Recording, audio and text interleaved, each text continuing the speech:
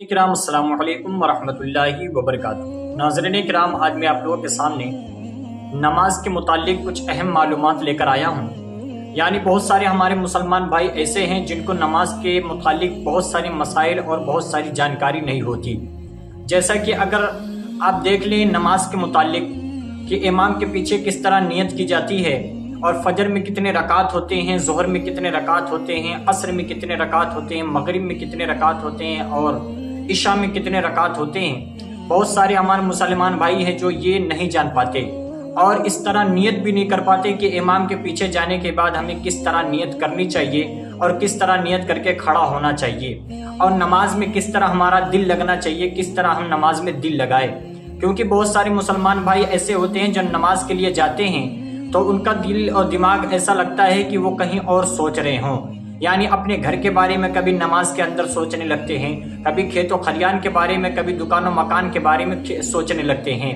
تو ان سب کے بارے میں آئیے میں آپ کو بتاتا چلوں کہ کس طرح نماز میں دل لگایا جائے اور کس طرح امام کے پیچھے نیت کی جاتی ہے اور نماز میں کتنی رکعتیں ہوتی ہیں۔ ساری جانکاری میں آپ کو بتاؤں گا۔ بتانے سے پہلے میں آپ کو بتا دوں، اگر آپ میرے چینل پہ نئے ہیں تو میرے چینل کو آپ سبسکرائب کر دیں، لائک کر دیں اور کمنٹ میں سبحان اللہ ضرور لکھ دینا۔ آئیے ملاحظہ فرماتے چلے۔ دیکھیے، سب سے پہلے میں آپ کو بتا دوں کہ وضو کرنے کے بعد جب اچھے طریقے سے آپ وضو کر لیں، وضو کرنے کے بعد جب آپ مسجد میں آئیں گے تو نماز کے لیے جب کھڑے ہوں گے، اگر آپ اکیلے 4 رکعت سنت پڑھتے ہیں تو آپ کو اس طرح نیت کرنی ہے۔ نیت کی میں نے 4 رکعت نماز سنت موقدہ، اگر ظہر کی سنت آپ پڑھتے ہیں تو موقدہ آپ کو بولنا پڑے گا۔ نیت کی میں نے 4 رکعت نماز سنت موقدہ، واسطے اللہ تعالیٰ کے منہ میرا طرف کعبہ شریف کی اللہ اکبر کہہ کے آپ نیت باندھ لیں گے۔ اس کے بعد آپ اپنی نماز پوری کریں گے، اور اگر امام کے پیچھے آپ نماز پڑھیں گے تو امام کے پیچھے اس طرح آپ کو نیت کرنی ہے۔ نیت کی میں نے 4 رکعت نماز فرض وقت ظہر، واسطے اللہ تعالیٰ کی منہ میرا طرف کعبہ شریف کے پیچھے اس امام کے اللہ اکبر، اس طرح آپ کر کے نیت باندھیں گے۔ اور میں آپ کو بتاتا چلو، جب نماز کے اندر آپ کھڑے ہوں تو آپ کو اس طرح سوچنا ہے کہ میں نماز میں آیا ہوں اور نماز میں اللہ مجھے دیکھ رہا ہے، میں اللہ رب العزت کو دیکھ رہا ہوں۔ اس طرح کر کے آپ نماز پڑھیں گے تو انشاءاللہ رب العزت نماز میں آپ کو دوسرا کوئی خیال نہیں آئے گا۔ شیطانی وسوسہ جو آتا ہے وہ شیطانی وسوسہ نماز کے اندر نہیں آئے گا۔